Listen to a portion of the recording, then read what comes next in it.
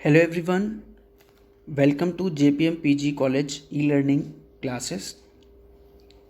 Today I'm going to discuss over the subject financial management and topic is financial planning, right?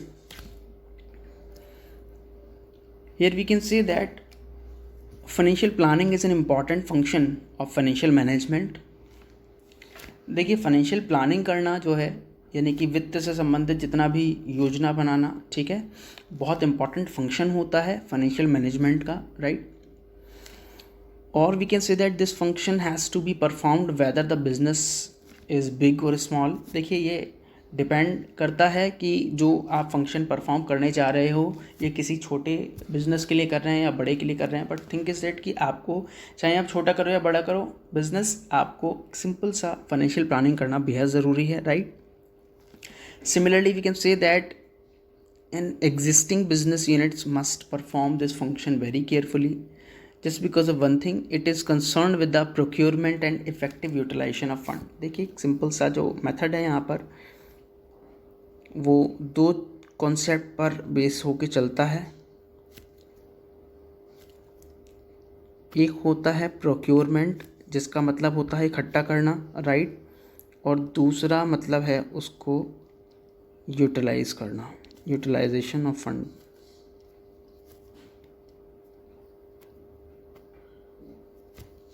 Right? Procurement का मतलब होता है इकट्ठा करना, पैसे को एकत्रित करना एक जगह पे, राइट? और यूटिलाइजेशन का मतलब उस पैसे को जब समय ज़रूरत पड़ रही है बिजनेस में किसी एक्टिविटी को, किसी ऑपरेशन को कंप्लीट करना है, then you will about to utilize such kind of funds, ठीक है? और we can say that a carefully prepared financial plan will not only ensures the economical and sufficient procurement of funds but there proper utilization also. देखिए केवल fund को इकट्ठा करना ही एक बहुत इंपॉर्टेंट काम नहीं होता है, उसको प्रॉपर यूटिलाइज करना भी बहुत इंपॉर्टेंट काम होता है फाइनेंशियल मैनेजर का, right? Just take an example with this definition.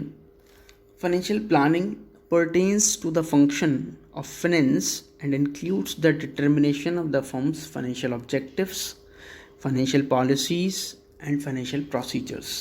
देखिए बेसिकली इनका कहने का सिंपल सा मतलब ये है कि जो फाइनेंशियल प्लानिंग होती है वो किन किन फंक्शंस पर चलती है फाइनेंस के, जहाँ पर आप ये पता लगाते हो कि फाइनेंशियल ऑब्जेक्टिव्स क्या हैं किसी कंपनी के, राइट? उस कंपनी की फाइनेंशियल पॉलिसीज़ क्या हैं और जो प्रोसीजर्स हैं, राइट, वो क्या हैं. तो बेसिकली जो डेफिनेशन दी थी वॉकर ने दी थी, राइट? चलिए बात समझ लेते हैं कि जो फाइनेंशियल प्लानिंग होती है उसके ऑब्जेक्टिव्स क्या होते हैं, राइट?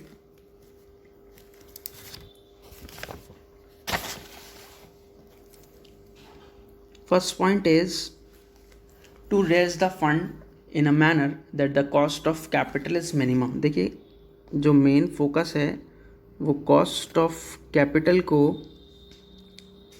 मिनिमम करने की है, यानी कि आप जितना इसको कम कर लेते हो, राइट, आपके फंड जो हैं उस हिसाब से आप इंक्रीज़ कर सकते हो या रेज कर सकते हो, ठीक है? यानी कि जो फंड को जुटाने में जो आपकी लागत लग रही है, ठीक है, उसको एक जगह इकट्ठा करने में जो पैसा आप लगा रहे हो उसको कॉस्ट ऑफ कैपिटल बोलते हैं, राइट? तो वो कैसी होनी चाहिए? मिनिमम होनी चाहिए, ठीक है? क्या होनी चाहिए? मिनिमम होनी चाहिए, राइट? सेकेंड पॉइंट इज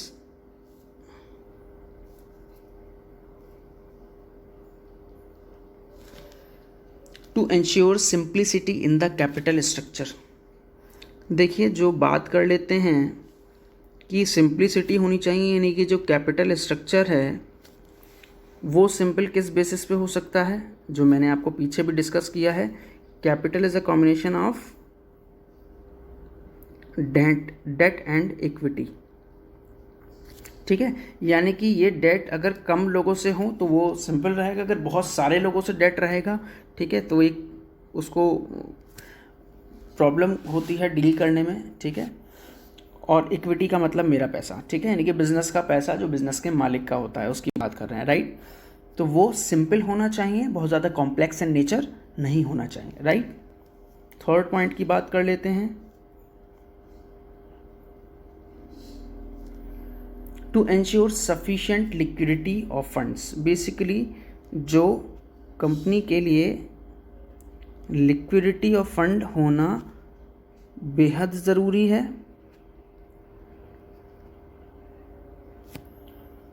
ठीक है, कि जब तक लिक्विड मनी कंपनी के पास नहीं होगी तब तक कोई भी तरीके का डिसीजन बड़ा नहीं ले सकती कंपनी, इसीलिए उसके पास सफिशेंट लिक्विडिटी ऑफ फंड भी होना ज़रूरी है, राइट। नेक्स्ट पॉइंट इज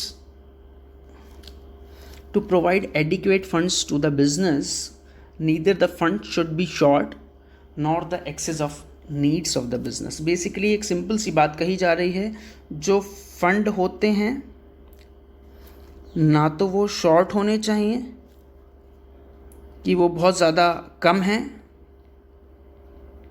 ठीक है, और ना ही उनकी एक्सेस होनी चाहिए, यानी कि बहुतायत में भी नहीं होने चाहिए। जितनी ज़रूरत है उतने फंड्स कंपनी के पास मौजूद होने चाहिए।